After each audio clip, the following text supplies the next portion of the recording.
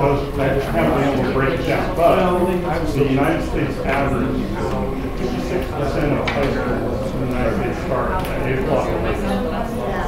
Yeah. And only, I said I've been going through it myself. Less than 9.7%. Let's talk about earlier than we're one of the You look very nice. So it's pretty significant. What's that? And so if no, they're still in our house. That's part of the issue. Is you've been painting. now it's like, well, they can do it. Don't use that. No, it's just more of an information. You know, people have a chance to hear what the package on that corner later. Basically, I've heard a lot already. So, yeah, my daughter just started coaching. How it works. Yeah, ninth grader, yeah. Made the volleyball team, so seriously excited about that. Yeah. Playing against, I've got the president glaring at me. Anyway, she's extremely tired from start getting up early and for sports and all that. Yeah, I was hoping that Deb would be I'm tired too because I have to get up earlier. Meeting will please come to order. Yes. The roll call. I want to welcome our representatives, Anna Netsovit, and from Bear Creek High School, and Julia Kuhn from Tokay High School. Welcome. Let's rise for the pledge.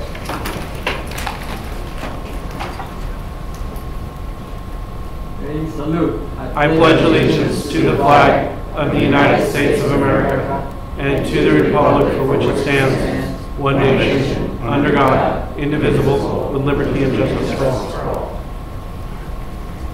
On the record, all board members are present. We have a report from closed session items. Placement of non-public school students. Darrell Talkin motion, second by Ralph Womack. To approve the placement of non-public schools 2015-16 new students number 75 and 76 by the following vote of 7-0. Appointment of elementary school principal at Needham. George Neely made the motion, second by Darrell Talkin. The board approved the appointment of Ruth Barajas, elementary principal at Needham, to be announced by a vote of 7-0. Okay, I want to welcome our student representatives again, and generally a little plan here. We need to know a little bit about yourself. Would you tell us a little bit about Anna first? Sure. Okay, so obviously I'm a senior at Bear Creek High School. I'm very involved in sports. I play water polo and I do swimming. I have been involved in numerous clubs at Bear Creek High School, such as just the Spirit Creek Crazies, BC Hot Club, which is helping others today, which is our community service, the Key Club. Thank you, Anna, for your leadership on this board. Julia from Tokay High. Yeah, I participate in multiple sports. I play water polo and I wrestle as well. I am part of the Christian Club at Tokay and the National Honor Society and the California Scholarship Federation.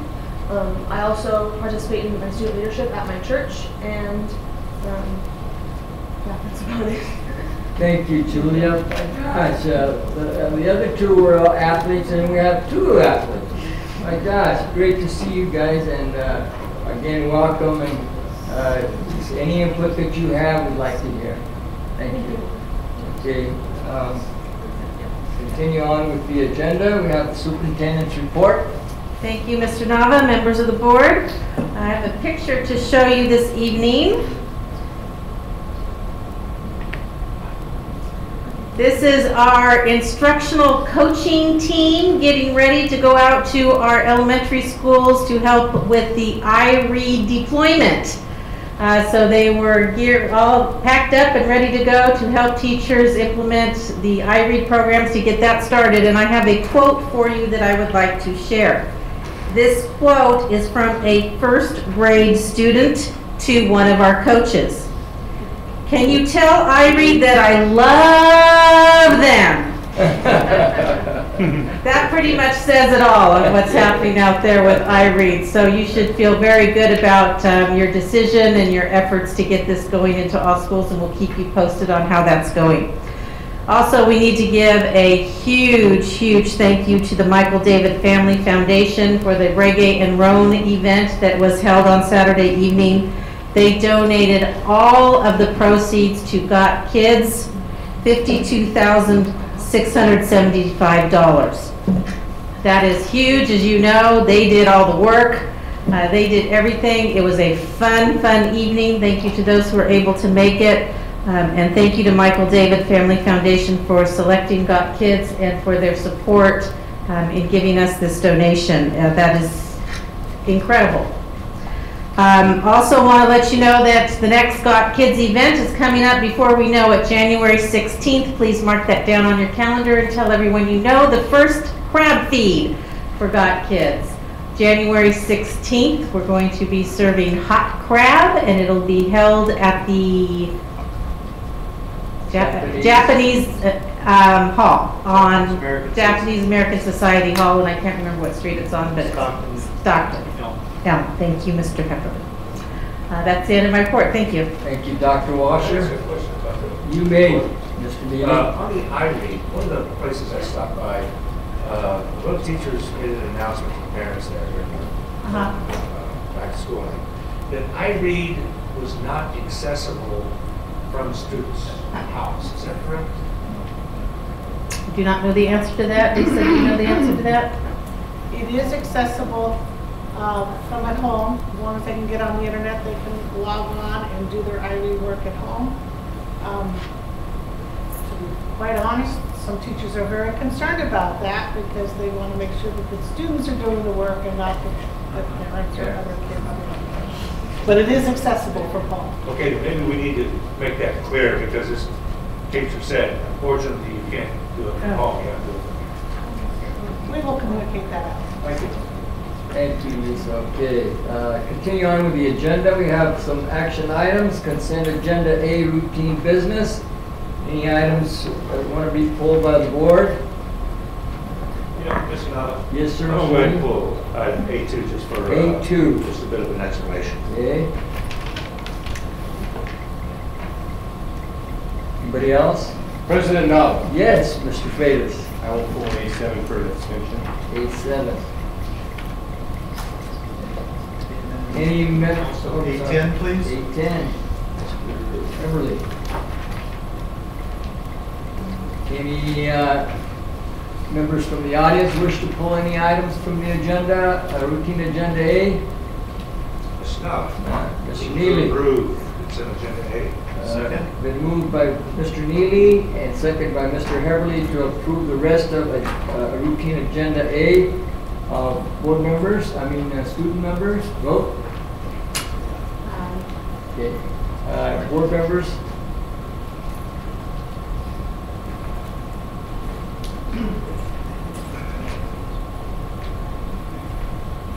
It's not working. What's up, Mr. Talkin? Well, it was working. I'm locked in. Locked in. Mike.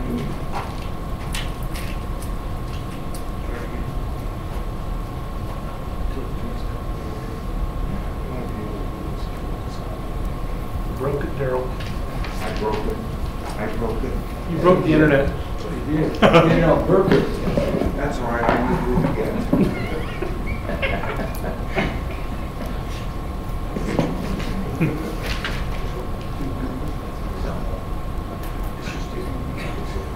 Al Gore would be upset if you broke his internet.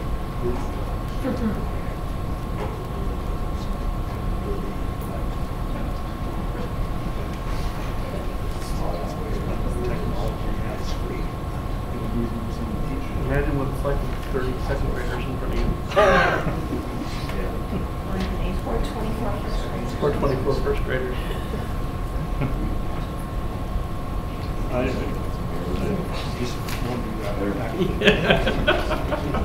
don't want to. Okay, what's up? Votes in, motion carries. on the rest of the routine agenda, A7-0. Mr. Neely on item A2, sir. Thank you, Mr. Nava. Real quick, Lisa, on item 1 on that, the agreement with Sacramento County for VETSA for this coming school year, are we not doing any of the VETSA ourselves? Do we need to get recertified for that, or what do we need to do? Mr. Neely, members of the board, that was for special ed because we did not do special ed. This one is just for special Yes. ed. Fantastic, okay. And with that, I move to approve item A2. Okay. Second. Moved by Oh, I'm Mr. sorry, wait, Lisa's shaking her head at me. I'm sorry, Mr. Neely. Should have ran with it, Lisa. Should have looked at her first.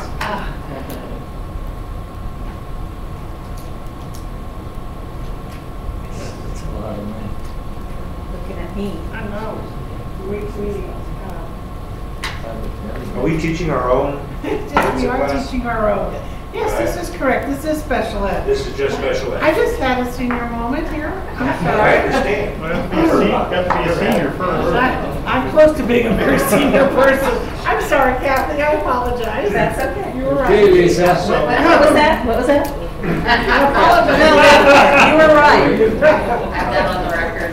Okay, Lisa, remember it's 2 weeks and 2 days today. We've got a long ways to go.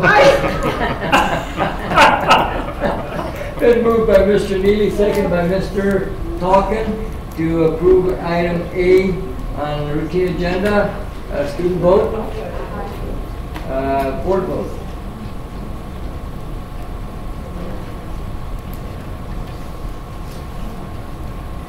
Motion carries 7-0. Okay, item A7 for reasons of abstention. Mr. Freitas? Mr. Knopf, Yes, Mr. Neely. move to approve item A7. Okay, been moved by Mr. Neely. Second. Second by Mr. Talkin to approve item A7. Student vote. Board vote.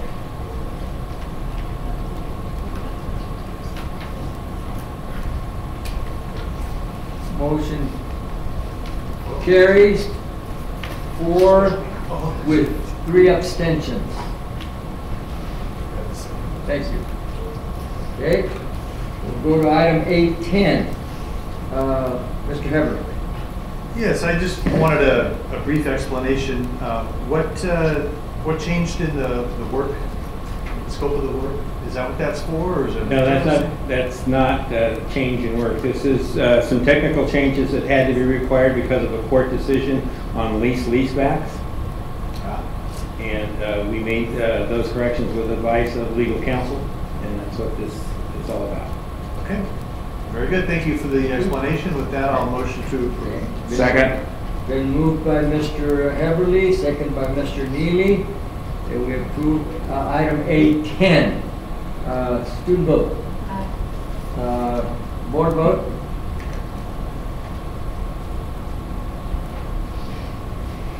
Motion carries 7-0.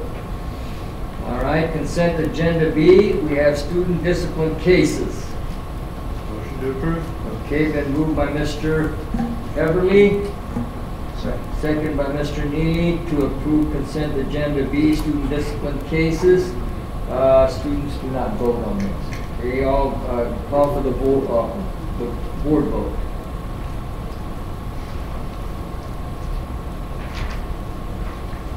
Motion carries 7-0. Other actions, provisional internship permit approval. Mr. McKilkin? Mr. Nutt is simply one of those that need your approval now. Okay. Okay, moved by Mr. Neely, second by Mr. Heberly to approve provisional intern permit approvals. Student vote. Board vote. Motion carries 7-0. Personnel matters. President knows. Mr. Freitas. I was excited to see that the daughter of one of our teachers is going to become a teacher for our district, and that's Macy Boshi, who is the daughter of one of our beloved and favorite teachers, Tammy Boshi. And that is really exciting that the Lodi family, Lodi Unified family, is growing both literally and figuratively. So with that, I would move to approve personnel matters. Very good. Thank you, Mr. Freitas. Mr. Freitas moved to approve routine personnel matters, second by Mr. Neely. No student vote on this, so let's have a board vote.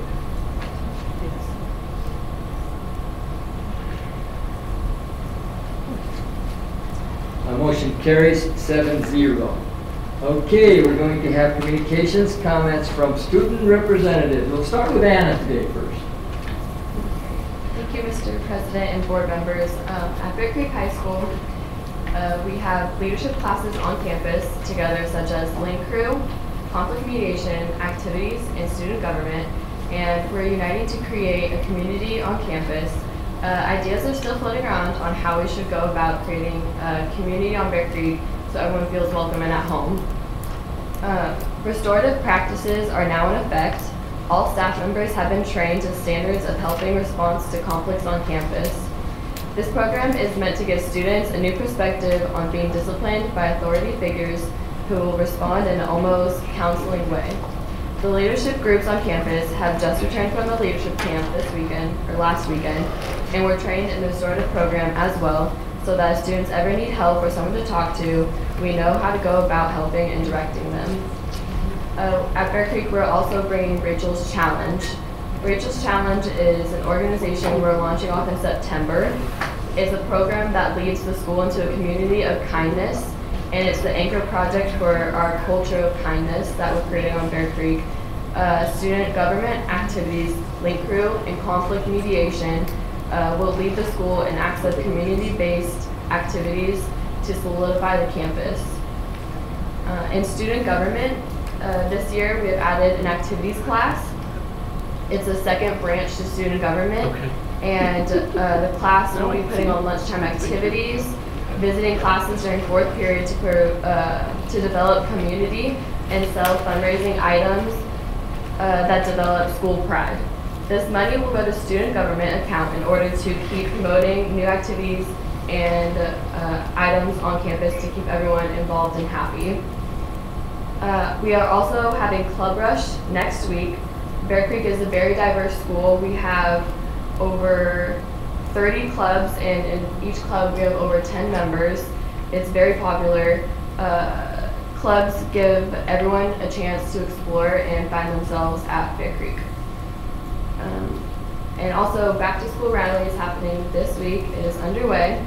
This rally gives everyone at Bear Creek a chance to enjoy the campus environment with Spirit Weeks, and it welcomes everyone, especially the freshmen, to feel like comfortable and have fun at campus. All classes participate in running out and playing games. Performances at Bear Creek that are going to happen. Bear Creek has gained a new theater teacher. She is very professional. She has a very professional background and has already changed the look of campus and how theater is going to work. The first play that is coming out is called Our Town, starting in December. Over 60 students will participate in auditions, but it's only a 25-member cast. Last year we had a play, Bye Bye Birdie, that was very successful. We had over a 30-person cast and over 60 people audition. It was very successful, and that gives Bear Creek the community to come back to try again. And we're having a fall musical that will be Grease, which is going to be a big outcome, we're hoping. We have also acquired a new choir class with a brand new teacher fresh out of UOP. Performances are being planned, and we have very good things coming from this program, and hopefully over time it can grow so people will want to take it as an elective. Thank you. Hey, thank you, Anna. My gosh, exciting things are happening in Bear Creek. I'm really proud of all the things that you have. You have 30 clubs. That's outstanding. And the leadership classes are very important. And then you start an activity class for your government, which is excellent. The Rachel's Challenge, another project that, I mean, it's you involve community and those kinds of people, so that's important. I will go see that play, and I know that your choir is always good. It's going to be good again. You have a new person that's energetic, I'm sure. Okay, and you have some fall musicals, okay? Very good, thanks again. Report from Julia, you have our report from Okay. Thank you, Mr. President and board members. Tokay High student government is currently putting together our Welcome Back Spirit Week and lunchtime games, which is happening this week. We are also planning our kick off the school year kickball game, which is happening this Friday after school. And we are also planning homecoming, which is the 25th of September. Club Rush is also coming up on August 21st. There are many clubs at Tokay, and Club Rush allows the students to learn about and sign up for various clubs on campus so they can get a feel for what's around and find a group that they enjoy.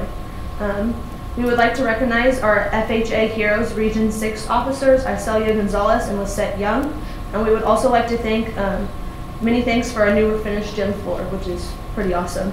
And we are also very excited about our new courses such as AP Art History, which we heard is really going far right now, and Shakespeare Literature, which many students are saying is really fun, and Speech and Debate, which is a new course that many people were excited about. We also have Back to School Night, which is happening tomorrow night at 6:30. Very good. Thank you very much. It was really nice that you have all your club and the rush. I like the rush because you know you can go to different clubs and you can belong to several clubs in the school system, can't you? Yes. Okay, so that's very important. And your FFA people that are outstanding in that regard. You also, I'm anxious to see that gym floor. Yeah, the basketball really coach for nice. 10 years, and man, that was my pride and joy. Make sure those lines are straight and all the emblems and everything are in the right place. Okay. He was undefeated all 10 years. Oh, thank you, Mr. Freitas. Not quite, almost. In that dream. I gotta get some feedback from that, but thanks again. Thank you. Yes. Okay, we'll continue with our agenda comments from the public. I have one, Mr. Scott Geesley.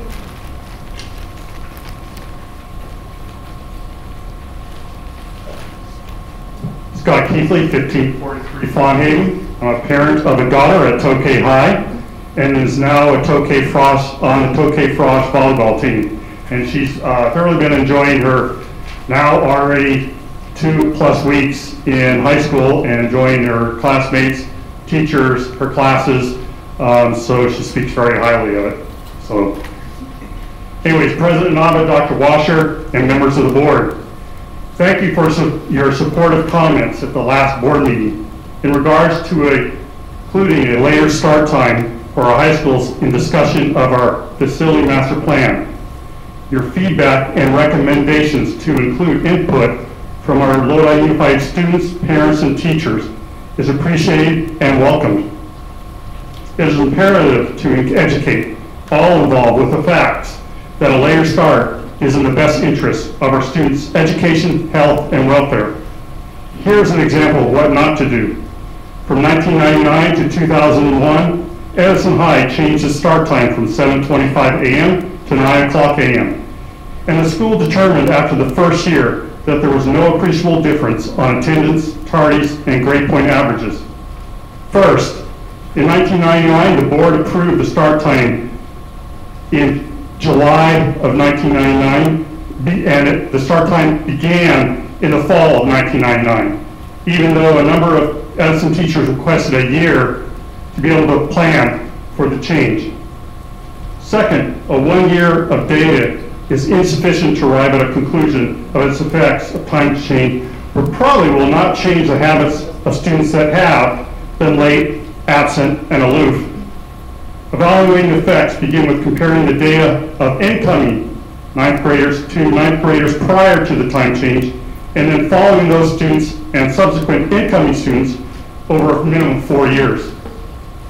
On August 7, 2015, the CDC issued the Morbidity and Mortality Report with an article titled School Start Times for Middle School and High School Students, United States, 2011-2012 school year. From the article, quote, among the possible health interventions for increasing sufficient sleep among adolescents, delaying school start times have the potential for the greatest population impact by changing the environmental context for students in entire school districts, unquote.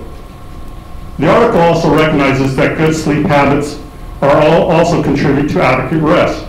The author of this CDC article, Dr. Wheaton's statement in an interview, speaks to my description that a 7:20 a.m. start time is madness, and the reasons due to bus transportation after school activities are excuses.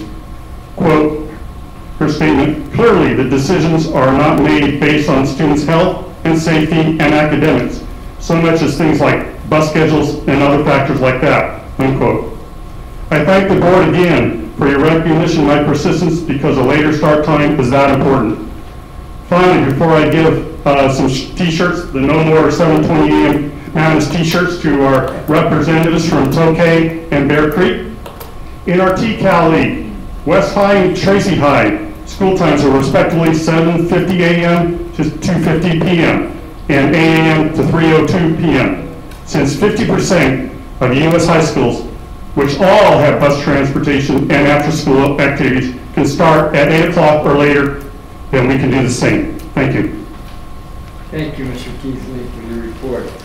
And these are exactly the same, so you guys can do rock, paper, scissors, or whatever, they're material.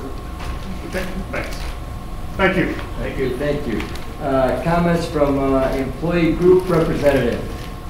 Mr. Hunt, would you like to speak? I'm just going to say hello, and you got 3 minutes, John. Yeah, I'm not going to take 3 minutes. My name's I'm John just Hunt, kidding. LPPA president, counselor at Tokay High School, and I just wanted to say to the board that I'm LPPA president this year, and I will be attempting to attend Tuesday evenings. I'm not always going to talk. If I have something to say, I'll say it. But if you ever want to talk to me at break before or after, I'm hopefully going to be around. So thank you very much, and I'm looking forward to the year and working with Mike in negotiations and all that stuff. And thank you very much, and don't hesitate to get hold of me. Thank you, John. Thank you very much.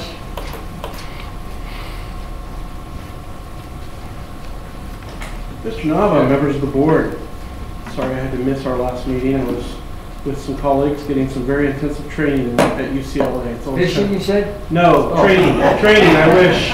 No, I only go fishing when I'm having babies. You know, that's usually where I'm gone. That's how I miss the birth. So the school year's open. Things are rolling along very smoothly, with the exception of things that make your skin crawl.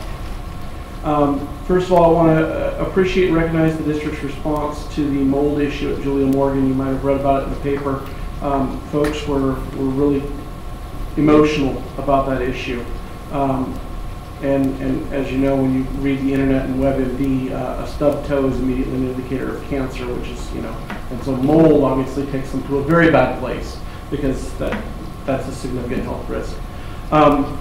So I appreciate the district having a meeting. I guess my concern is that we shouldn't have to make requests for air quality for our classrooms when we are starting to see signs of mold or feeling symptoms of mold. I feel like the district should have some level of transparency in letting staff and students and parents know when there are issues that are of a health concern. And I know that at Morgan, you know, one thing kind of spilled over to another, and it was kind of a domino cascading effect, at least as it's been explained to me, that one problem kind of led to another, and all of a sudden multiple rooms were under remediation. So that concerns me, and I hope there's a discussion or a protocol that we can talk about a heightened level of transparency where people don't have to feel like they have to bang down the doors to get some answers about what the safety qualities of their room are and what the air quality for their students and themselves are. So just so you know, they're very emotional, they're very sensitive, they're very concerned at Julia Morgan right now concerning the mold issue. Anecdotally, there's also some concerns about roaches at Bear Creek.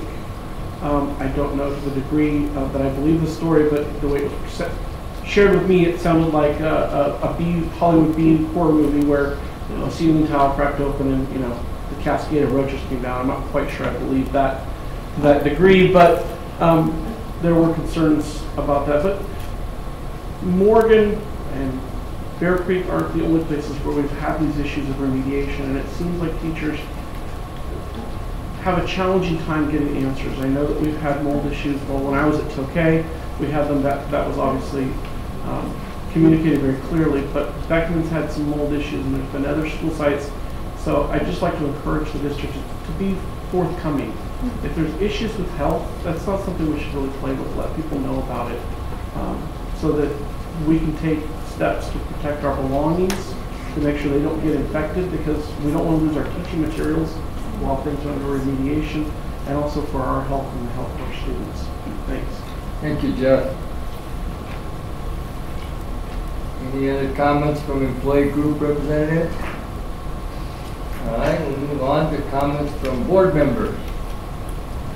Listen up. Yeah, Mr. Mealy. Go ahead and try to do this real quick. Okay, sir. First of all, high school start times, totally agree with you. Again, I'm going to request that that be on a board discussion item at the next, when we get to that point in here.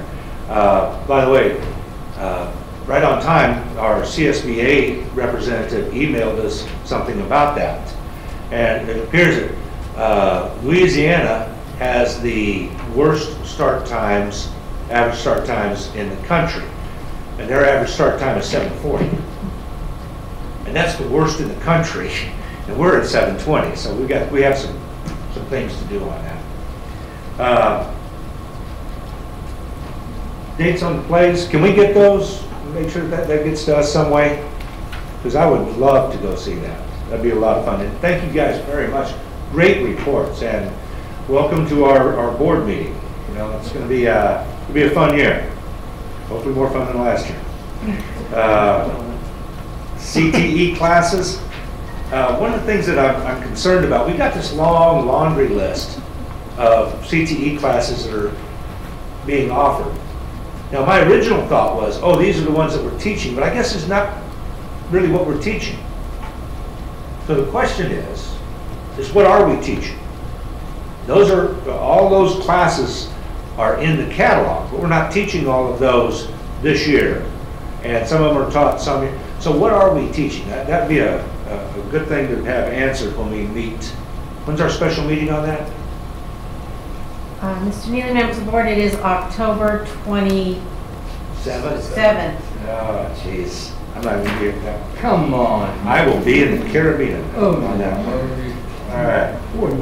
On a party ship, I don't even think I can get in on that one. I don't know. I'll pay for internet. Maybe I can get in that way. Okay. Was there some type of delay when Julie Morgan reported or started complaining about mold issues? And since that's been brought up, I'd like to hear back on that. Mr. Johnson has a good point. We need to, those things, you know, it's like taking milk out of the refrigerator and sour and you drink it and put it back. It doesn't get any better. You know, mold's not going to get better by itself. Those are the types of things we need to attack right away. So if we could get something back on that, that would be fantastic. And the new sub-pay is in effect now, is that correct? Okay. We still don't have any of the policies. We still don't know when it changes from 120 to 130. Right now we don't know if that starts over every year. Is that correct? Or are we saying it starts over every year? We know when it goes from 120 to 130 because it's set up in the schedule itself. Are you talking about from one year to the next? Right, exactly. Right. We took your suggestions from the last time, and we're going to come back to you after we find out some ways to approach those things, because I thought I generally heard that you were generally interested in a couple of those things. Okay, fantastic. So we do have discussions going on now to try to see how we can accomplish those and what's the best way to go. That's great. When do you think that'll come back? Don't know. Haven't even gotten the first meeting out of the gate yet. So October 27th. October 22nd. Good day. Good day. Well, I'll just sit there and ship in front of the computer screen. All right. And that's all I've got. Thank you very much. All right, thank you, Mr. Neely. Mr. Woodley? Thank you. Ladies, I want to thank you too for your reports and welcome you to the board. Hope it's enjoyable for you. It's a little different, but it's a good experience. It gives you a little bit of outside leadership than what you're experiencing at your schools.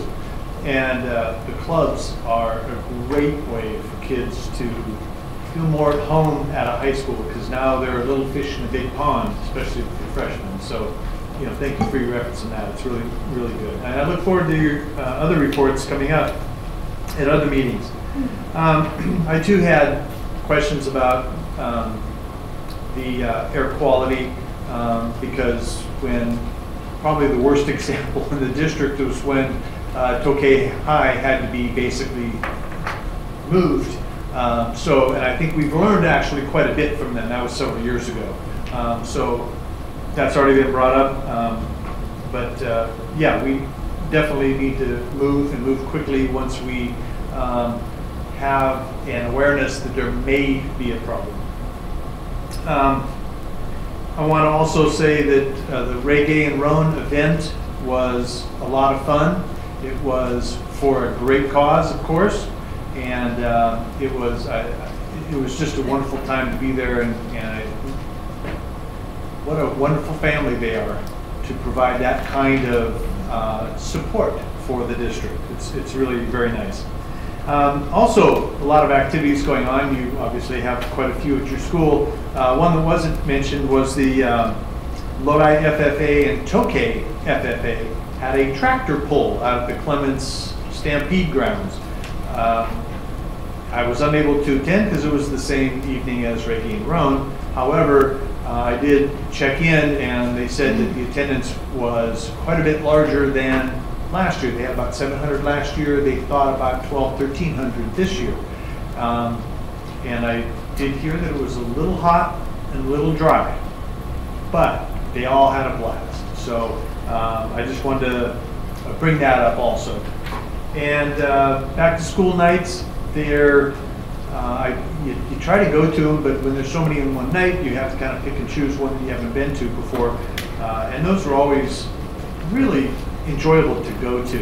And I was telling one of the other board members about one of the classes I walked into. Was kind of like the last period of the day, and the parents were filing out, and I was just going to pop in and say hi to the teacher.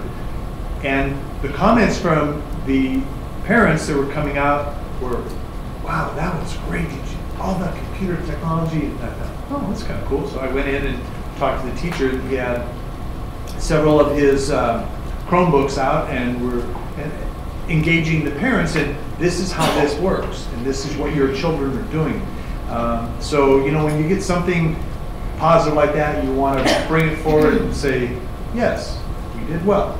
So I just wanted to bring that forward, let people know about it, and that's all. Thank you, Mr. Beverly. Ms. Castle? I too wanted to welcome Anna and Julia, and I have to believe that you two knew each other before because you play water polo against each other, yes? Or did you know in other ways too? We work together, yes. Oh, okay. And I have to tell you that I'm such a champion for girls being strong in athletics, because in my day, which was a long time ago when I was your age, there was no water polo and certainly no wrestling for women. So good for both of you, and thank you for your leadership at your schools and also here with the board. And if you don't mind, may I ask you a question about, and I want to use the right term, the restorative practices. So would you just tell us briefly, so who was trained at Bear Creek, and what did you think about that? Okay. As far as I know, when I talked to my supervisor, she told me that every teacher at Bear Creek, they had a meeting and they were trained to pretty much take in problems from students, and instead of disciplining them, like, go to detention or something, they would take them out more of a counseling way, understand what they did, what they're going to do better. And I think personally, I think that's a better way. It's more like what conflict mediation does. They take in people and show them what they need to do instead of just telling them no once and then they may go do it again. And this time they're understanding what they're doing. And I went to camp for leadership, and we learned about it through different activities, like more leadership activities, working together. And personally, I think everyone in Lake Crew, conflict mediation, student gov, would be willing to take in someone that had a problem and totally talk it out with them. And yeah, I feel really good about the program. Thank you. And then you in kind are starting this culture of kindness. That's coming from the students? Yes. Which is so commendable and dovetails so well with this training. So thank you so much for stepping up and doing that. Yeah, thank you.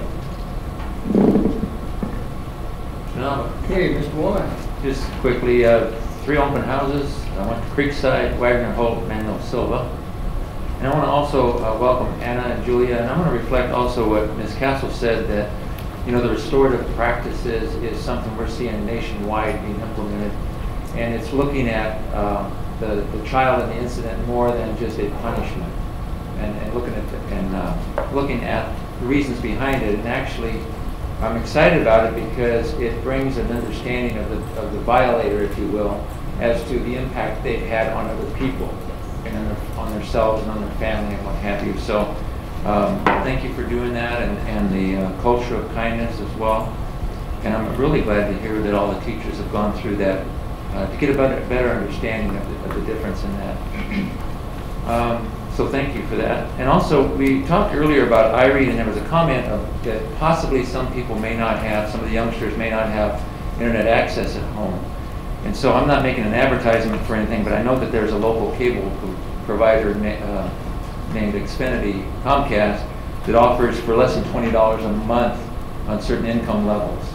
So if we have children who do not have income or do not have the income level to afford high-speed internet, they can get that at a very low price. And so I hope that word gets out. And I know we talked about that last year as well. Reggae and Roan, I was not able to attend. I was running a trail race up in Tahoe. It was a lot cooler up there.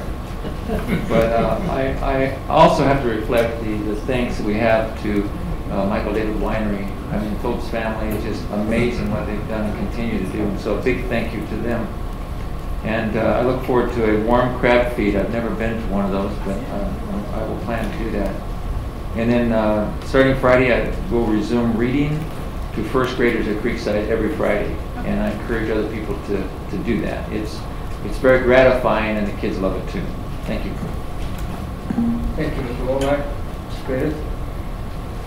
Okay, just a couple of words for me. I know that I was just thinking about this mold that's happening at our schools. I know, and I looked at the age of Julia Morgan is 14 years old. And they say, oh, that school's new. It's not new. It's 14 years old. And we have so many old schools here in Lodi that we need to be proactive in the fact that when you have a school that's over 20 years, something is happening at that school.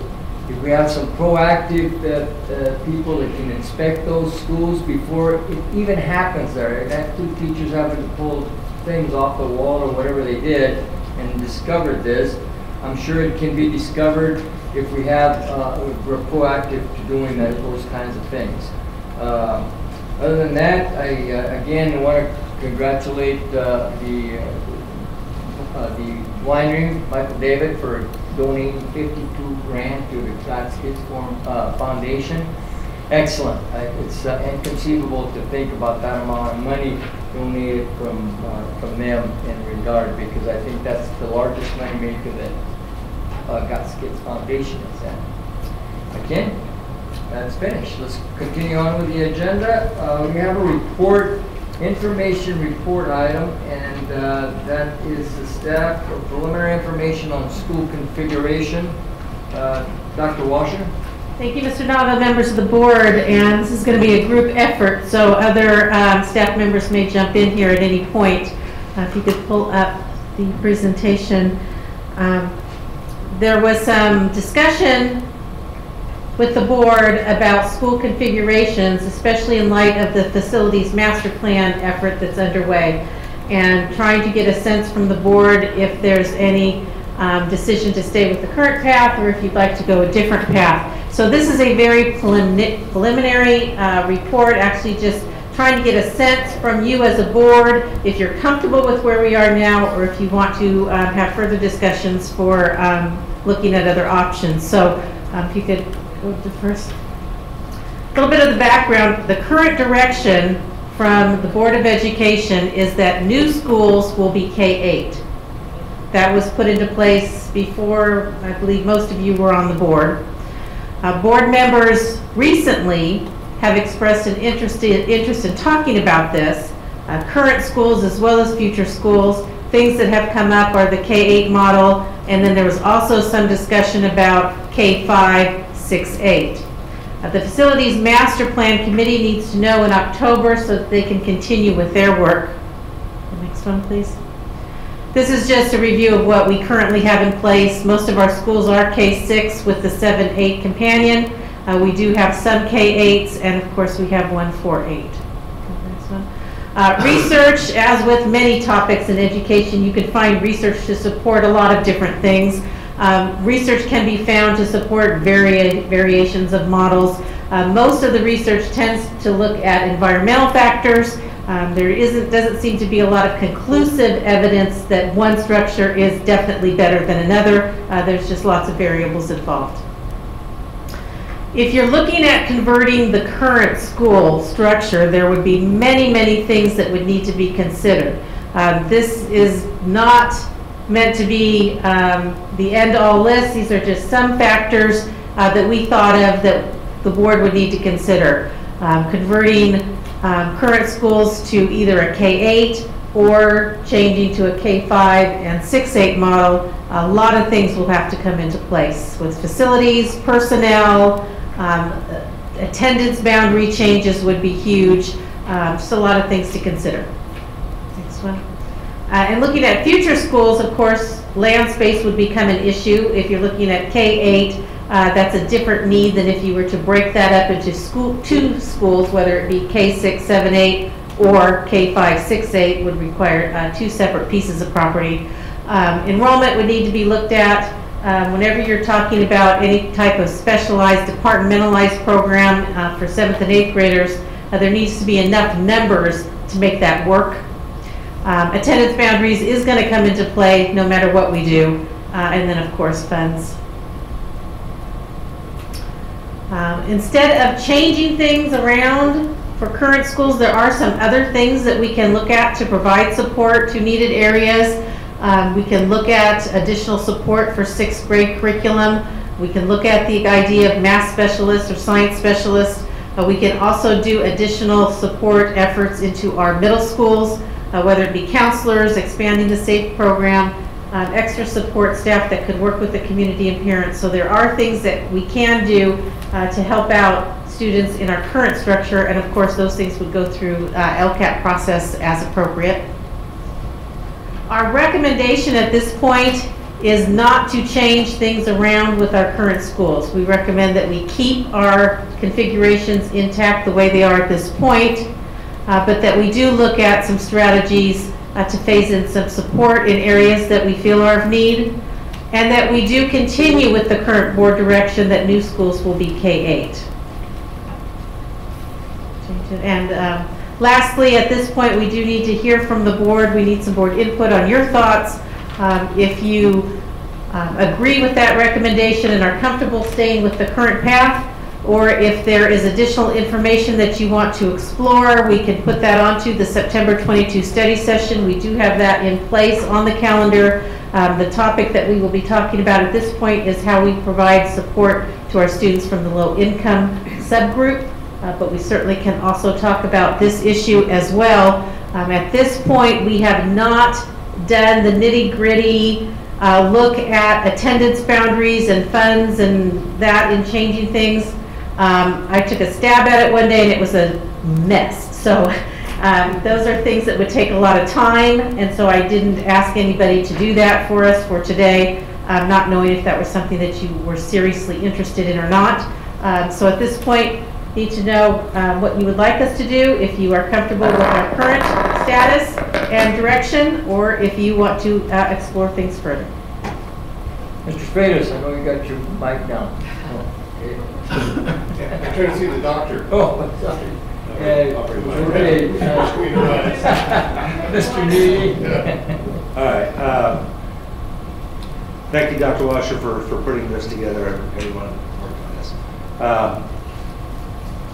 I'm going to say that from my point, I think that it would seem to me that we're better off to stay with our current plan. We've got a lot on the plate right now.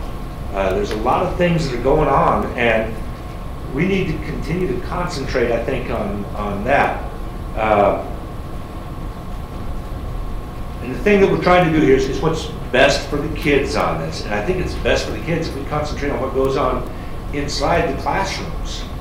And we concentrate on that rather than change something that we've already planned on. We've got some plans already for K-8. We've got, those are already written up and everything. We paid for those. And it seems to me like what I've seen that where the kids have the biggest problems in Lodi Unified are 7th grade and 9th grade. And those are the first years when they change.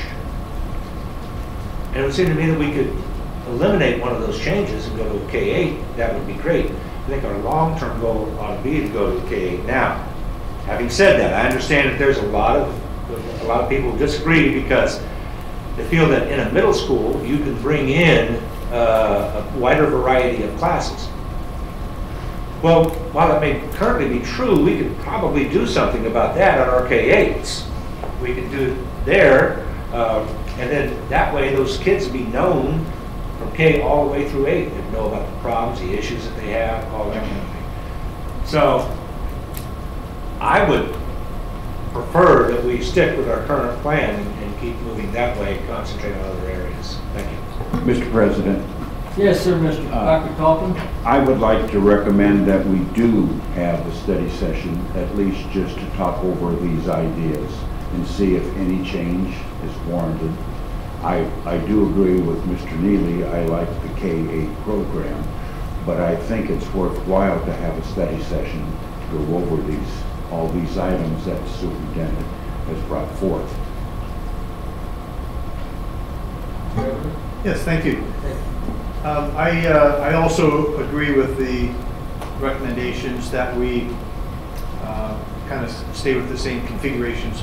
What I really don't want us to do is to have 3 different configurations. I think that gets very cumbersome and it gets very confusing.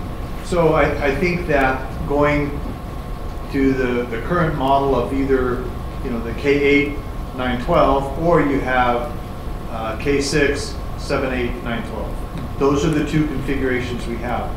On the item of our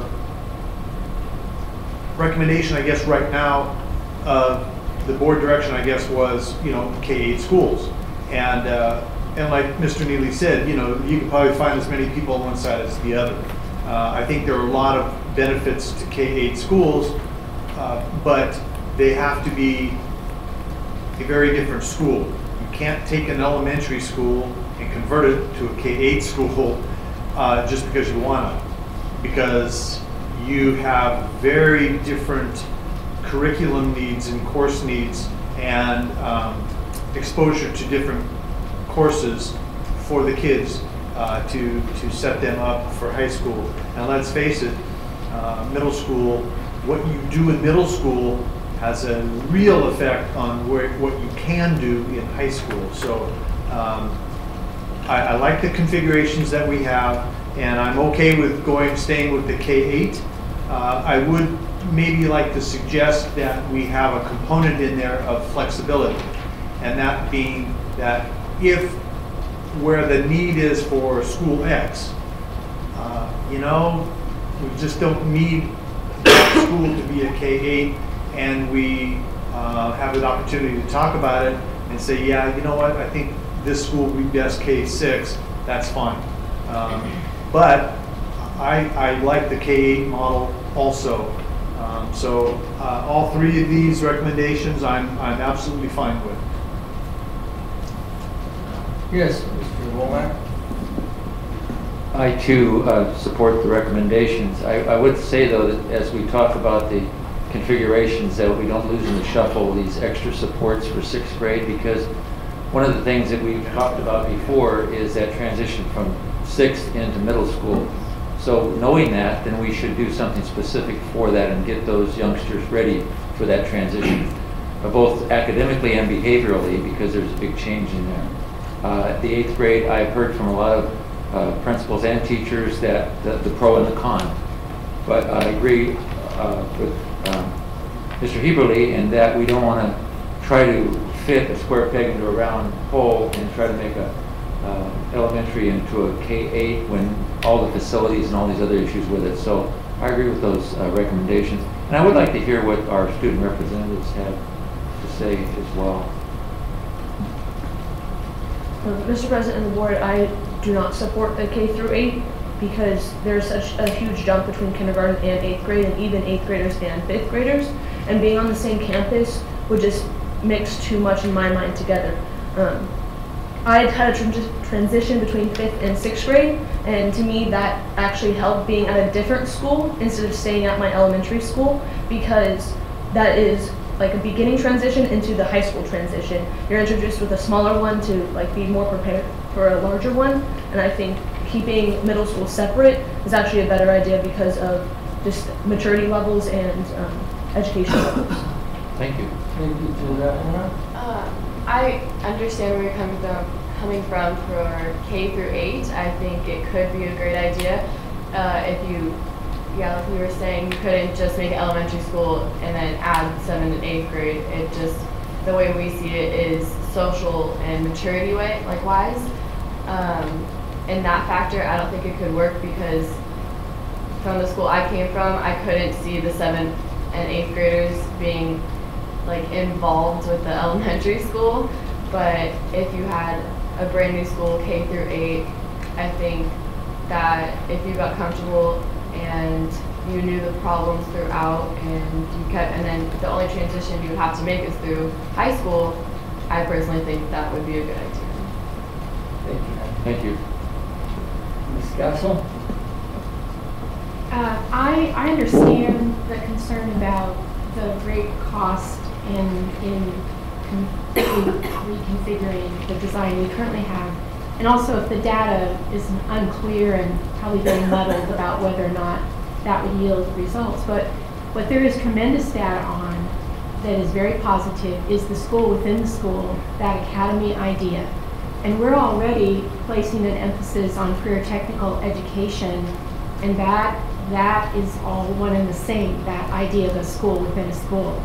So I would throw my support for secondary, including middle school, squarely behind the academy idea. There's tons of data on that. And before we move toward a K-8, and I actually was a proponent of that in the past. I remember when we voted on that probably 8 years ago or so. But didn't Stockton try that? And I want to know, I've heard very mixed bag about how that worked. Ms. Castle, members of the board, Stockton Unified took current schools and converted them to K-8. And what our recommendation is to do that with new schools, not converting our current schools. I think that that could be problematic in converting current schools, making that complete change around. But I'm not going to comment on their success or failure, but what we're recommending is new schools. Ms. Castle, I remember that one well. When Stockton did that, it was like one day they went from K6, 7, 8 to K8. I mean, just in one day, and it was, you're right, it was an absolute disaster. So. Let me give you a little story, okay? So I was in Stockton Unified at the time. We have a superintendent that's a business person. And of course, the state came down on test scores. Lisa, you probably know more than. But they came with the test scores, so the superintendent says, okay, we're going to do something in Stockton Unified, go K through 8, so we can improve scores. The state was off of them, and then let's continue. I have no research or anything like that whether K8 is better than K6. I've heard some teachers make comments as far as their dissatisfaction. I'm a physical educator. I think they'd get a better physical education actually program at the middle school than they do at the elementary, because you have particular classes that you go to and you spend a lot more time in the physical education classes than you do in the recess physical education part of the elementary school. So I know that that's what happened. And go ahead, Ms. Gasso, did you finish? I want to make one more pitch. Thank Okay, you bet. We also know that if every child in any school has that meaningful contact with the adult, which is usually the case in elementary, but very seldom in secondary, simply because of the logistics of what happens there, that's very profound and yields great results for the child. And that definitely happens with the academy model. So the school within school, I'm square behind that. Thank you. Okay, thank you. Yes, Mr. Freitas. Thank you, President. I came here ready to support the K-8 model, but now I'm kind of wondering why it's our policy for future schools. From what I hear, we're all in agreement that we prefer the K-6, and we don't prefer the K-6. No, we're not all agreement on that one, no. Well, all right, let me ask this question. Why are all of our schools K-6 and we have no K-8s in the district? And why would we make all of our future schools something completely different and apart from what we are practicing on all of our other campuses? So maybe this is something that we do need to discuss, and we have to revisit this policy. Since Bonnie was the only member that was on the board when this K-8 policy. I think I was too, sir. Two. Yeah. How'd you vote? I voted for the K-8. No, excuse me, we didn't vote for the K-8. I think we formed a committee, and the committee, it's still a committee. No, I don't know what they want. That's what happened. I don't think that the board voted to go to the K-8 and get the K-8 as new schools. Well, I haven't seen that yet. And maybe I just have a problem with the dilemma of one way we're saying there's a better way of doing things, but we're going to keep doing things the old way. So I would like to have some consistency in our plan, that if it's good enough for our students, then one way should be the other way. The other thing I would suggest when I was reviewing this is that maybe one size does not fit all. Certain campuses may be easier to transfer to a K-8 situation than others, and we can maybe, if that becomes one of the options, look at figure out which ones would be easier to convert or not. But it seems to me that maybe we are in disagreement about future campuses and current campuses as to this. Okay. So we got, just real quick, when I first got on the board, we talked about going to a K-8. We had a little committee and we actually met. And Dr. Washer came up with a plan, much like what you're talking about. And that's it. Why go all one way or all the other? There are some advantages to each, and then maybe we could put together a plan, but we'll have both. And she put a lot of work in on it and had a plan. I don't know if you still got that handy, but that's something that could be brought up. But that's what it was. We were going to do future ones at K-8, and then a few. Well, I think there was one or two conversions. We talked maybe about Modesto Ranch because, it was. It had the room. Yeah. So we talked a little bit about that, and so I think maybe you're right. We need a more comprehensive plan for the whole thing. But I still like the moving ahead with new schools being a K-8. That's Mr. President? Yes, Mr. Chairman. One of the things I kind of forgot to mention was there's a big difference with obviously K-6 to the K-8 model, and Dr. Washer had even mentioned it too, is when you get to the point where in middle school, when you have departmentalized courses, if you don't have the numbers, like you said, it makes it very difficult to offer those. And if you look at the schools that we have K-8 models in, they're the rural schools that there's a distance thing, and it makes it. I guess if you are planning for it, then you can do it because, and that's part of the facilities master plan that we're working on. You can't just say, oh yeah, let's do a K-8 school. You have to do it the right way.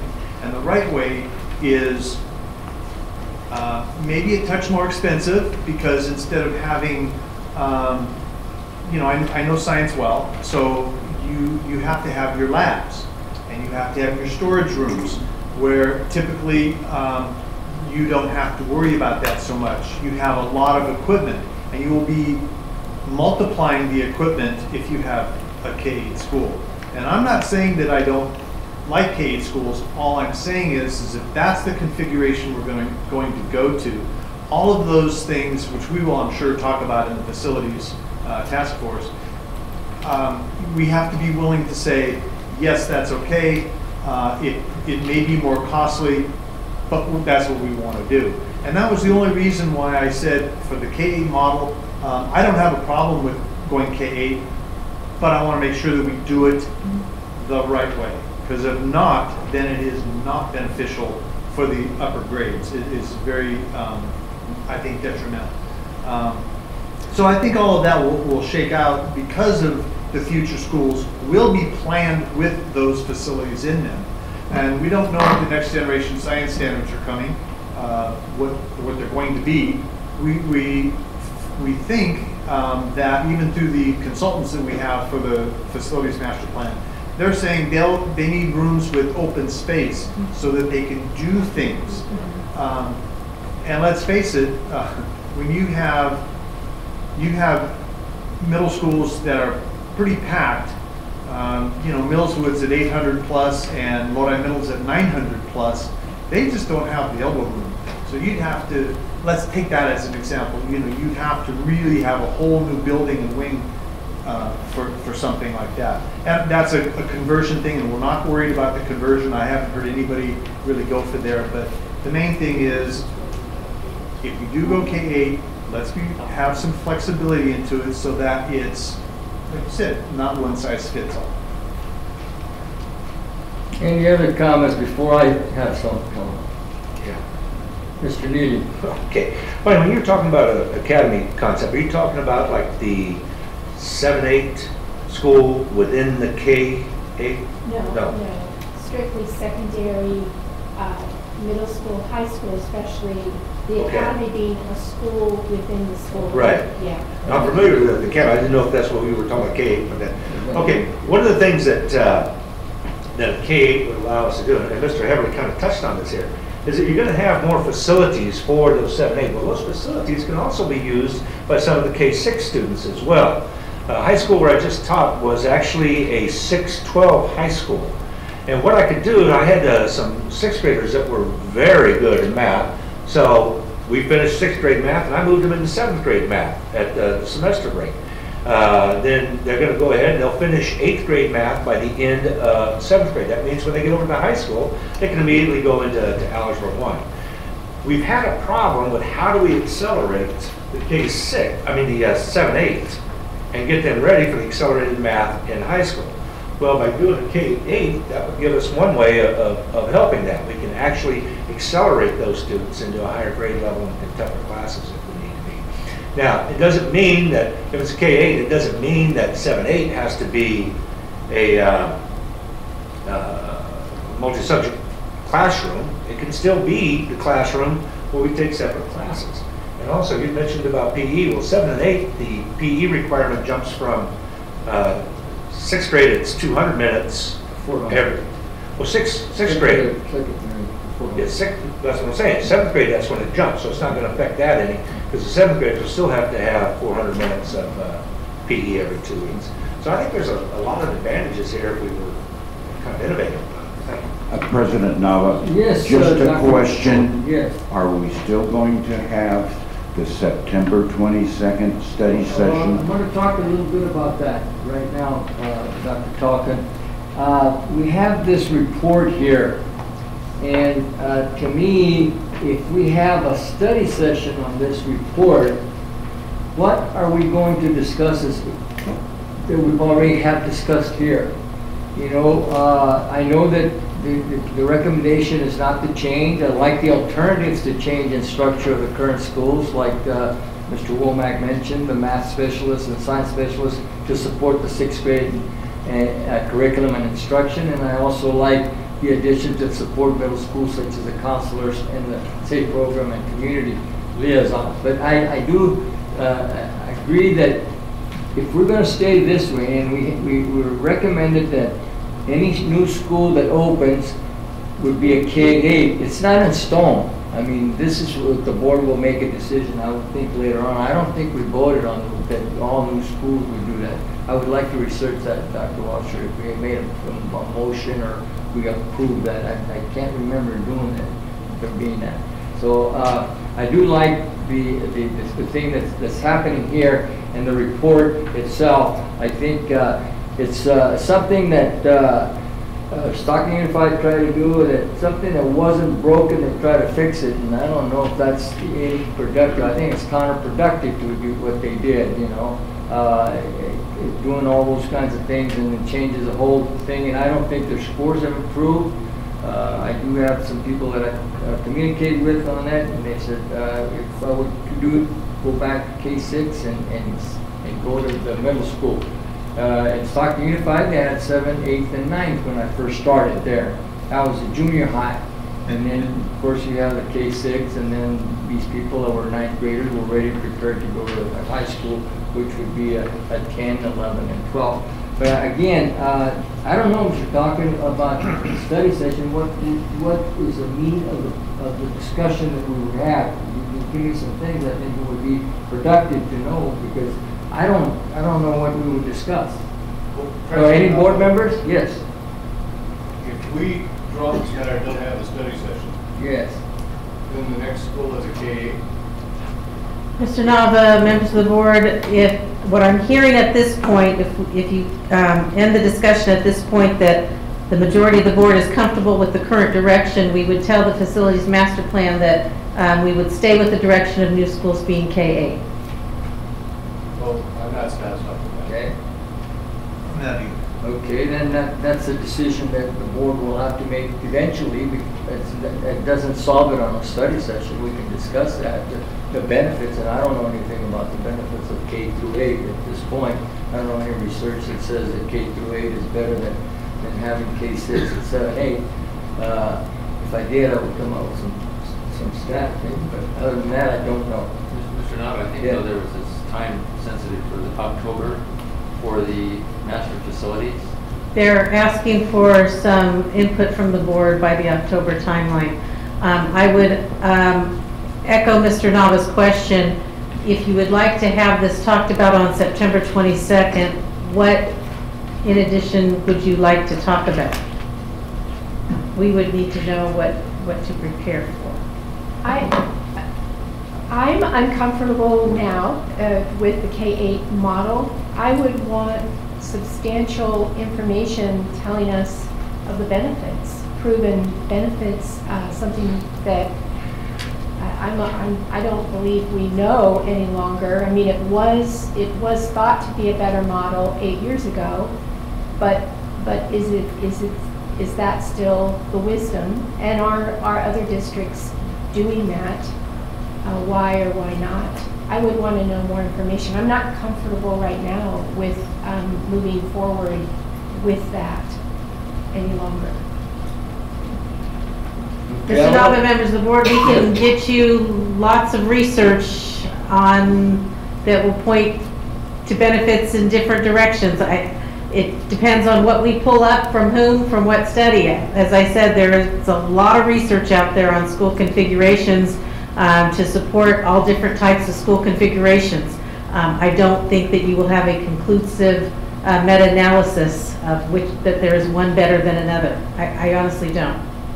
Another question too is, so if the current board direction is all new schools would be K-8, what is that? Was that a formal vote from a committee recommendation? Or was that I don't remember one. Yeah, I don't either. But you remember being on the winning side.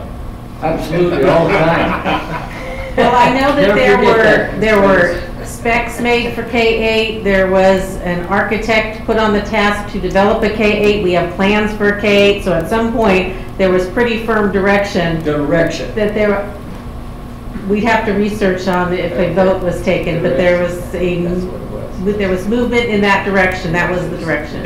The district had a committee. Yes. Oh, not too long ago. well, there was one then, but there was one at least 15 years ago. That was probably the one. And a lot of that ship had sailed because once Measure K came in, they decided, let's look at all the schools, well, I said Chris, but was it Larson, Borchard, that configuration of schools, they all look pretty much the same. Well, the reason they did is because that's what came out of Measure K.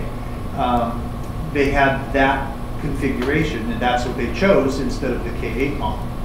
So,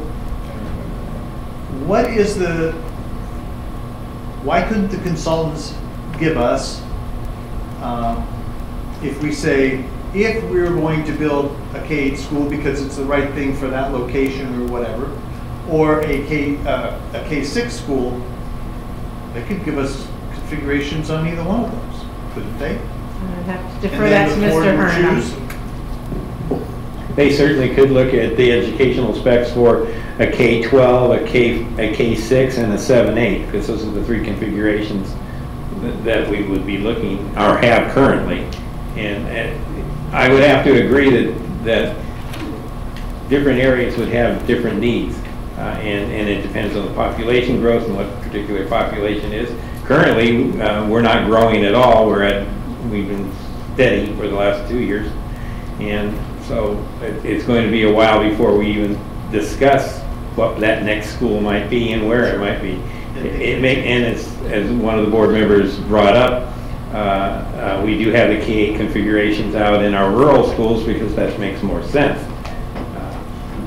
As Dr. Washer has indicated, there's research to support any one of those configurations. You can even find for 712 or 612 or any other configuration, and it deals with the community and the needs of that particular community in that particular geographic area.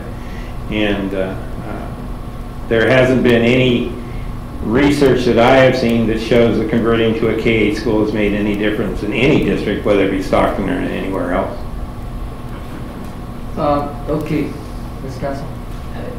Just quickly, since we are going to have a focus, since we're a high poverty district and we're going to be looking at that population of children, I'm wondering if we're putting the cart before the horse, because wouldn't in that discussion, there must be a model that's best suited when you have high poverty neighborhoods as we do, and that best benefit that type of child. Ms. Castle, members of the board, school configuration was not going to be part of that discussion that we were going to bring up. It was going to be what we are doing currently to serve students in low-income families. We weren't going to broach the subject of which school configuration is best because, again, there isn't research to support one over the other. In relation to your other question about what are other districts doing, there are local districts that do have K-8, that have had K-8 for many years, Lincoln Unified, Manteca Unified being two of them. So there are examples of K-8 districts locally. Okay, I want to ask, well, what are the wishes? We have a date here set on September 22nd to either get a study session, and then can we include the support for the low income? That was already a topic for that date. So the question is for September 22. Okay. So the question is, do you want to have this discussion about this topic on that date as well? And if so, what, as you asked, what else are you going to talk about that you might need? Yes, Mr. Freitas? Well, instead of having it part of the September 22nd, since it makes no difference and all of our campuses are K-6 anyway, why don't we make it an action item at a future meeting? That we change whatever someone did in the past and we'll vote on it and how we feel now on the present. Okay, Mr. Womack? Mr. Castle? Undecided. Undecided. Mr. Neely? I'm fine with the staff recommendations on here. Mr. Beverly? Yeah, like I said, I'm fine with the current recommendations. The only caveat to that is I would like to, whatever is there in writing that's saying that that's the board direction, I would like to just add that it's okay, we can have flexibility in it and not do one in that area if we want to. It's not a hard and fast thing. But other than that, I'm fine with the recommendation. It feels really good because anything that comes up, any new school, absolutely going for a vote. So, yeah. Okay. Well, talking. So what that does then, it tells the future facilities guys that they're going to need a K-8 model and a K-6 model.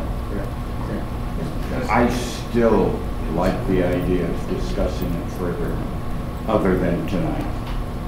I'm sorry, I didn't hear that. Dr. Tarkin likes I like September 22nd to discuss it.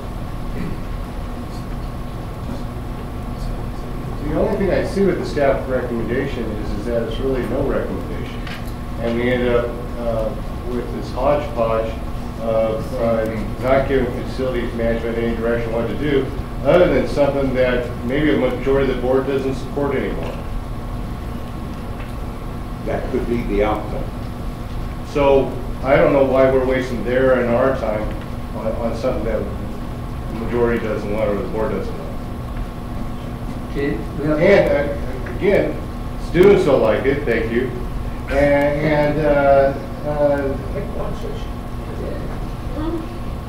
What?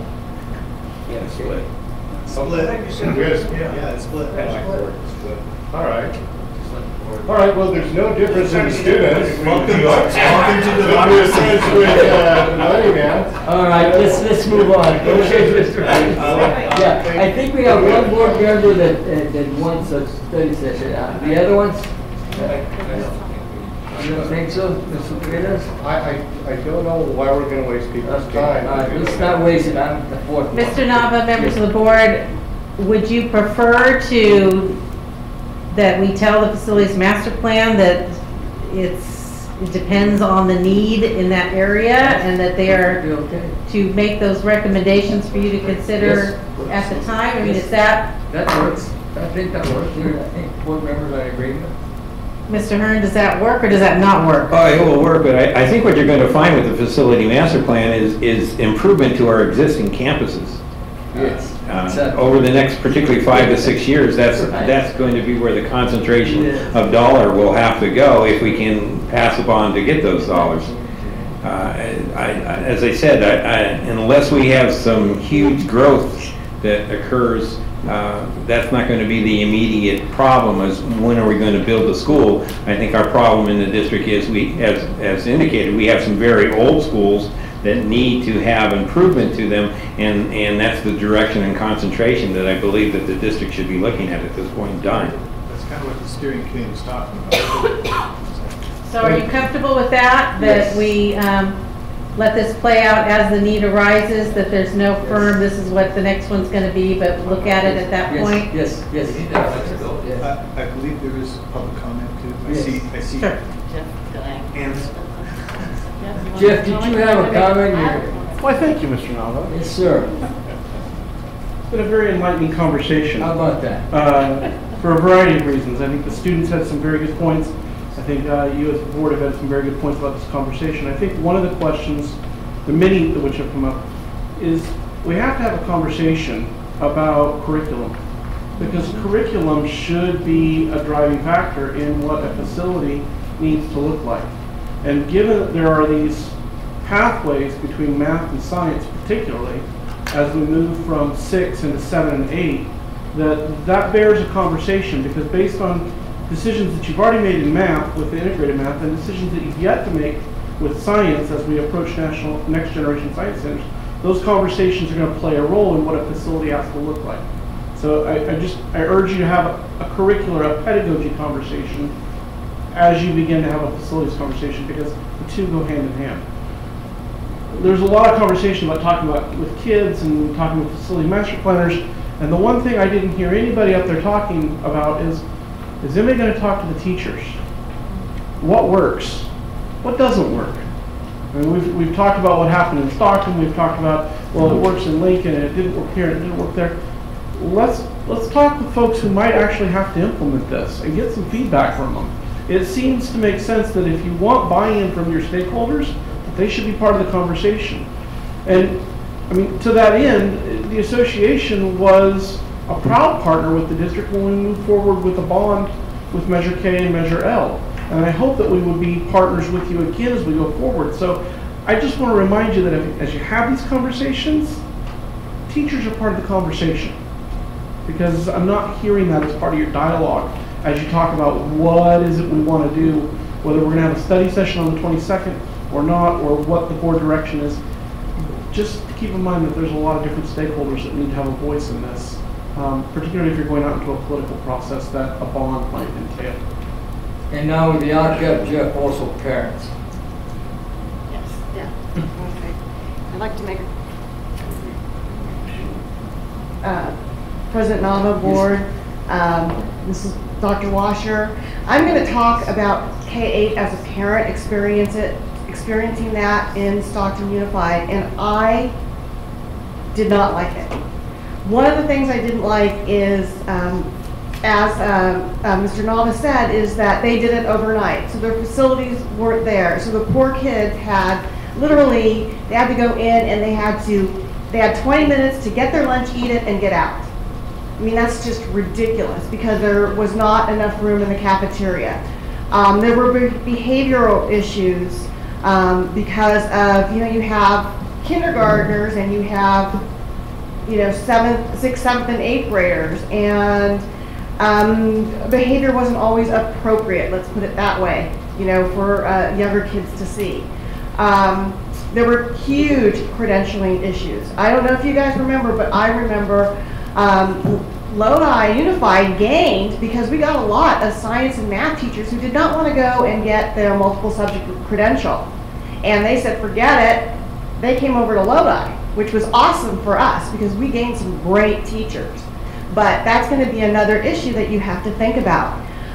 Again, as Jeff said, we've got to get all the stakeholders. That not only includes teachers, but parents, and see what they think. And again, the pedagogy, going back to Common Core and Next Generation Science Standards, we really need to align 6, 7, 8. And I would love to see us go K-5 and 6, 7, 8. The middle schools, all the middle schools have room to grow. And so, they could absorb 6th graders. So, yeah, that's just my 2 cents worth. Thank you, Lisa. Yeah, Scott? If the K through 8, if this was discussed and some of the plans were drawn up anywhere from 12 to 15 years ago, any plan that's probably older than about 6 years for a school is obsolete.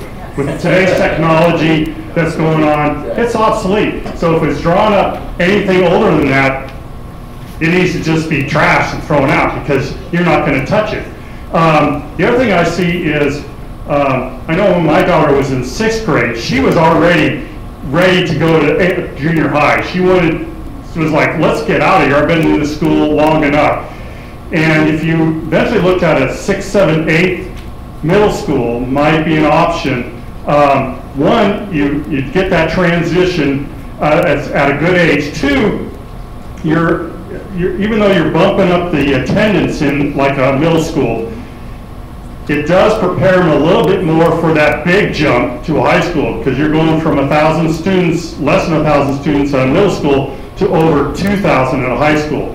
So if you threw in a 6th grade class, 6th grade group into a 7th, 8th grade, maybe that'd bump it up to, well, obviously if you got 2 grades going in there, you're looking at quite a few, but still, just throwing those out. Thanks. Thank you, Scott.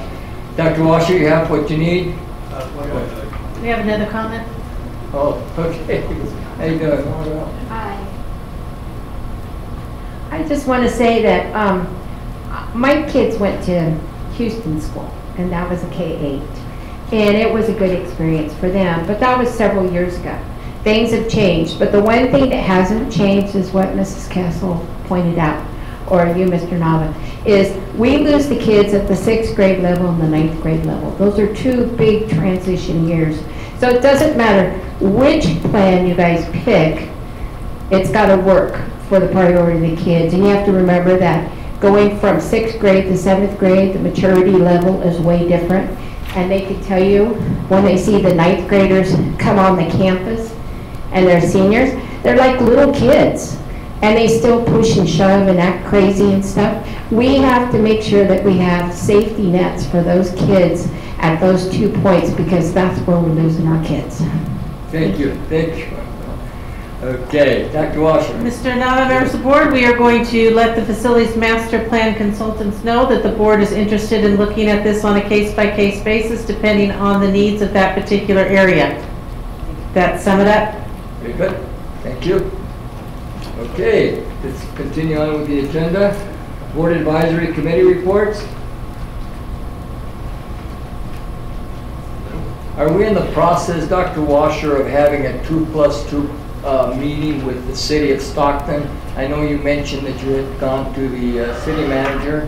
We have, yeah, Mr. Nava, members of the board, we have contacted them and nothing was scheduled at this point. They were interested in what the specific agenda items would be, so we are still in that process. Dr. Womack and I will get together on our Stockton agenda somehow and see if we can do that. Okay, future items for the agenda. Mr. Neely. Ms. McKilligan, before I go, session you were planning on doing for sub-practices, right? How are we going to handle that? Session? For the subs, for the different policies? We're going to bring back an action. You're going to bring back something, so I don't need that one. Combo classes, Dr. Washer, are you planning on putting that on the agenda sometime? Mr. Neely, you have mentioned that before, so yes, we are working on that. Okay, I want to make sure that we get that on there.